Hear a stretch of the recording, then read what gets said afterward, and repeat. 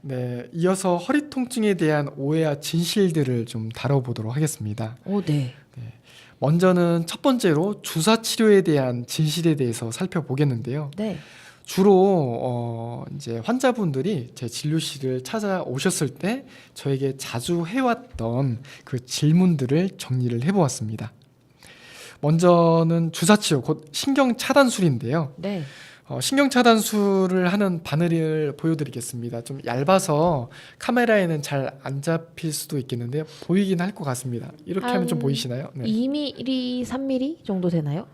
어, 얼마 정도 되나요? 굉장히 정말 미리수까지는 잘 모르겠어요. 이게 단위를 게이지 단위로 보통 표현하기 때문에 약간 다를 수는 있는데 뭐 1mm 남짓 될까요? 그죠. 네, 굉장히 얇은 바늘입니다. 네. 이 바늘보다 더 얇은 바늘도 이용을 하는데요. 참고로 저는 이 바늘이 더 안전하기 때문에 이 바늘을 이용을 합니다. 이런 바늘을 이용해서 이제 치료를 하는 주사 치료에 대한 설명입니다. 신경 차단술이라고 말씀을 드렸는데요. 네. 많은 분들이 신경 절단술이다 이렇게 이제 오해를 하시는 분들이 있으세요.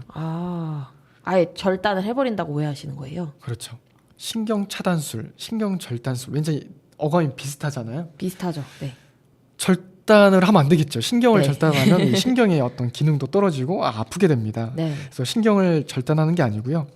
주사 약물을 신경 주위에 주입을 해서 통증이라는 감각 신호가 이 뇌로 올라가는 길목에서 차단한다라는 의미입니다. 그래서 통증 신호가 신경을 따라 올라가는데요. 그 신경을 중간에서 절단하는 게 아니고요.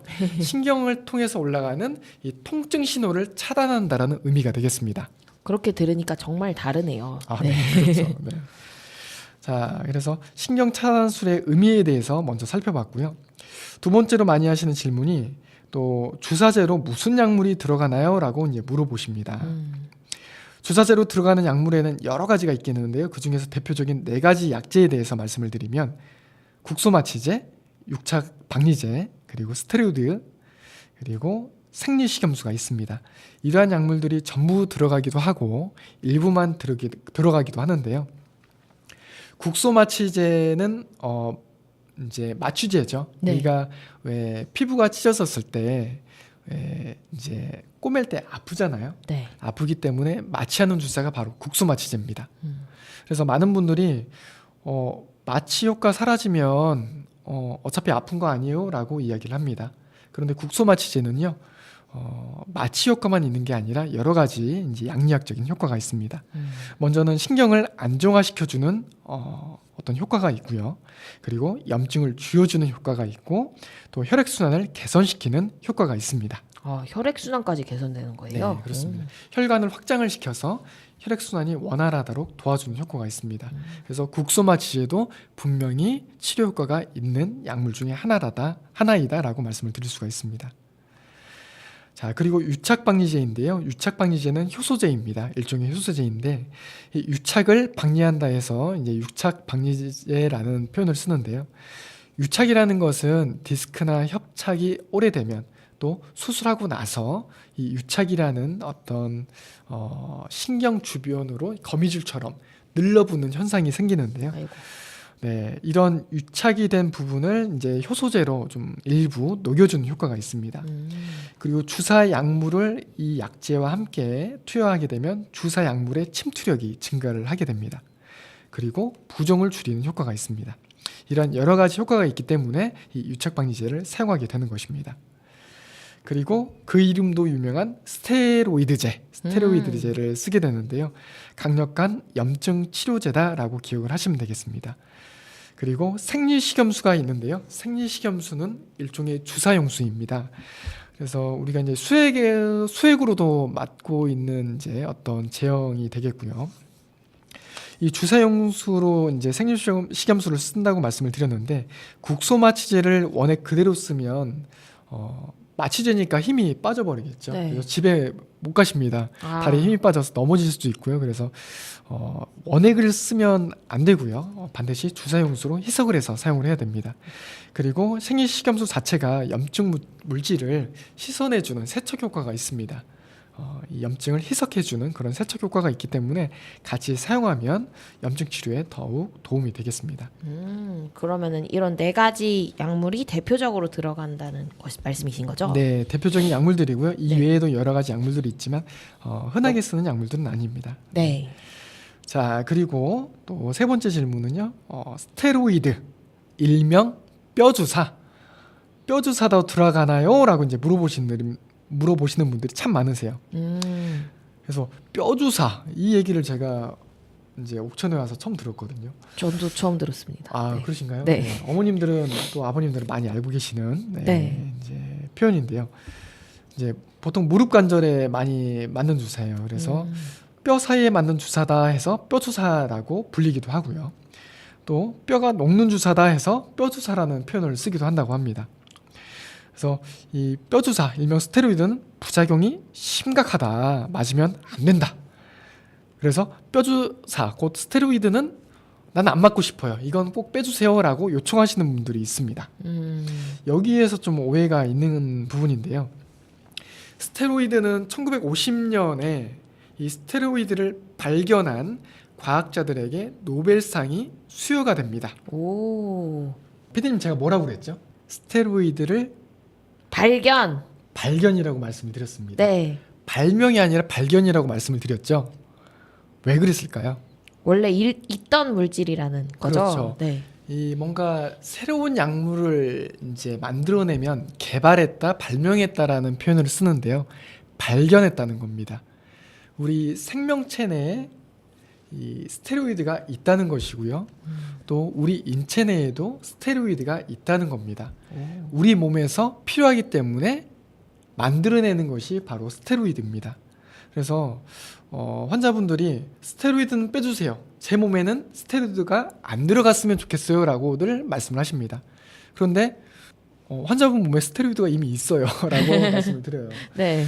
스테로이드를 사람 몸에서 다 빼버리면요 굉장히 생명에 어떤 위협이 됩니다. 필요해서 있는 거거든요. 그래서 이제 적절한 용량의 스테로이드를 쓰는 것은 치료에 이제 굉장히 도움이 되고 부작용은 크지가 않습니다.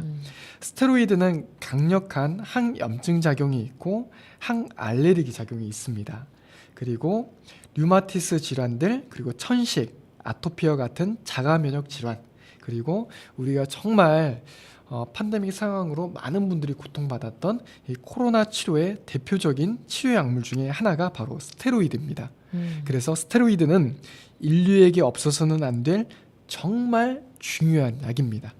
그래서 약 중에 노벨상을 받은 약이 별로 없거든요. 오, 그래요? 물론 이제 약으로 이제 먼저 소개된 것은 아니지만 이 스테로이드는 어쨌든 노벨상을 받은 어떤 물질이다, 약이다라고 생각을 하시면 되겠습니다. 이 스테로이드를 맞게 되면 부작용이 드물게 발생을 합니다. 부신 기능 부전, 그리고 혈당 상승, 골다공증, 쿠싱 증후군이라고 하는 스테로이드로 인한 부작용들이 생길 수가 있는데요. 적절한 용량을 적절한 횟수로 쓰면 이제 문제가 안 되는데 이 개인적으로 이제 느끼시는 어떤 차이는 있겠지만 우리나라가 의료비가 절대 비싼 편이 아닙니다. 저렴한 편이거든요. 그러다 보니까 이제 환자분들은 이 병원 저 병원 다니기가 굉장히 용이한 부분이 있어요. 그래서 병원 한 군데서 치료를 받다가 효과가 없는 것 같으면 이제 다른 병원으로 또 가시는 거죠. 또 치료를 받고 또 병원이 새로 생기면 거기도 한번 가보고 또 옆집 아줌마가 어느 병원이 용하더라 하면 또 이제 거기도 가보고 이렇게 돌아다니면서 치료를 하다 보면 이제 스테로이드를 이제 여러 군데서 맞을 수가 있겠죠. 그리고 또 뭐 허리 아파서 가고 어깨 아파서 가고 또 무릎 아파서 가다 보면 여러 부위로 여러 차례 스테로이드를 맞다 보면 그런 부분들이 스테로이드로 인한 어떤 부작용의 어떤 원인이 되는 것 같습니다. 그리고 또 많이 받는 스테로이드와 관련돼서 많이 받는 질문 중에 하나가 허리 주사는 3번만 맞으라던데요? 라는 말씀들을 환자분들이 굉장히 많이 하십니다. 저는 그 얘기가 이게 맞는 얘기인가? 제가 모르는 얘기들을 환자분들이 하시는 건가 해서 네. 대체 근거가 무엇인가 해서 제가 여러 방면으로 알아봤습니다. 네. 대학병원에 있는 제 지인 교수님들과 또 동료들에게도 알아보고 저도 이제 책과 논문들을 찾아봤는데 3번 맞아야 된다라는 명확한 근거는 없습니다. 네. 뭐 2주 간격으로 3번 정도가 적당하지 않겠나라는 잠정적 합의 정도는 있는 상태고요. 그리고 스테로이드를 주사 치료를 할 때 반드시 써야 되는 것도 아닙니다. 아까 보시면 이제 물질의 주사 치료제로 들어가는 어떤 약제에 대해서 설명을 드렸는데 스테로이드 말고도 들어가는 약제들이 여러 가지가 있습니다. 그래서 반드시 스테로이드를 써야 되는 것도 아니고요. 스테로이드를 쓰지 않으면 횟수의 제한은 없지만 반복 치료를 해도 효과가 없다라면 진단이 잘못됐을 가능성도 고려를 해야 됩니다. 그래서 허리가 아픈데 디스크나 협착이 아닌 다른 진단이다 이거보다는요, 물론 다른 진단이 나올 수도 있지만 그거보다는 허리에는 이 모형에서 보시는 바와 같이 허리뼈가 5개가 있고 또 디스크가 5개가 있습니다. 그리고 추간공이라고 하는 이 노란 신경이 나오는 구멍이 5개가 있거든요. 양쪽으로는 10개죠. 그러니까 치료해야 될 부분이 여러 개라는 측면에서 진단이 잘못되었을 가능성이 있다라는 겁니다. 그래서 MRI나 CT 같은 검사를 해서 위쪽이 문제인지 아래쪽이 문제인지 그 부분에 대한 진단을 정확히 하고 치료를 하는 것이 치료 효과를 극대화할 수 있는 방법이 되겠습니다. 네. 스테로이드 제가 가지고 올 수 있는 부작용을 너무 걱정하다 보니까 사실은 적절하게 쓰면 되게 효과적인 약인데 뭔가 적절하게 안 써서 혹은 왜 아토피 같은 경우에도 바르라고 하는 그 날짜를 제대로 안 지키면 부작용이 생길 수 있는 거잖아요. 네네, 그럴 수 있죠. 그런 거를 잘 안 지켜서 생긴 부작용이 와전된 경우들이 많은 것 같아요. 네. 그래서 스테로이드를 적절한 시기에 적절한 용량만큼 필요한 경우에 집중해서 쓰는 것도 이제 의사의 권고하에 그렇게 쓰는 것도 좋은 방법입니다. 그렇죠. 내 맘대로 쓰면 안 되고, 네, 그렇죠. 네, 다음으로는 이제 이 주사 치료 관련해서 치료 효과에 대한 오해들이 좀 있습니다. 네. 주사 치료하면 완치가 되나요? 몇 번 맞아야 하나요? 라는 질문을 정말 많이 하시는데요. 정말 많이 하십니다. 네. 디스크 손상은 염증을 유발을 한다고 말씀을 드렸는데요.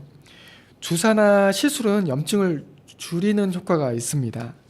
그래서 염증이 줄어들면 호전이 되고 염증이 심해서 혹은 이 손상이 관리가 되지 않고 염증이 지속이 되면 계속 아프게 되겠죠.